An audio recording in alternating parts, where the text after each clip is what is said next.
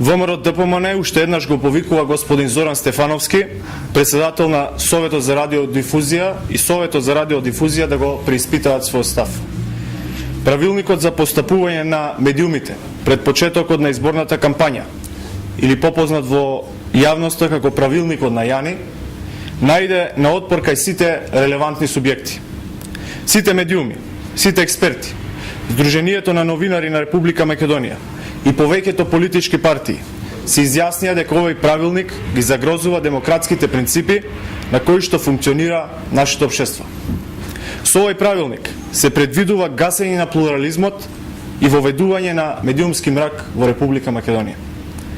Мора да потенцираме дека сите политички партии се спротивставија на овој правилник, освен Социјалдемократскиот сојуз, кој се обиде да го оправда.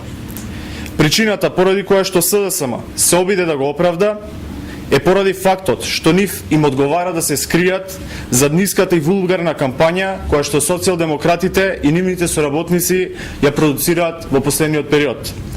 На Социјалдемократскиот сојуз му одговара наместо за проекти, реализирани активности, решенија, идеи, постигнати резултати да се зборува со вулгарен, низок и манипулативен речник. Веќе е познато на сите дека овој правилник е познат во јавноста како правилникот на Јани. Овој правилник излегува надвор од правните законски норми.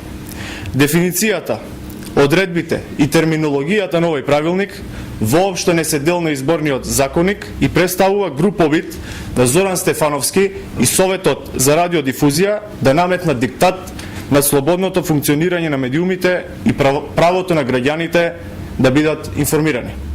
Се надеваме дека личниот однос и долг на Зоран Стефановски кон Социјалдемократскиот сојуз и функциите кои што ги обавуваат членовите од неговото семејство во Социјалдемократскиот сојуз нема да влијаат при финалната одлука на Советот за радиодифузија. Ако овој правилник стапи во сила, тоа значи дека Социјалдемократскиот сојуз успеал да стави молк врз слободното информирање на медиумите. Ви благодарам.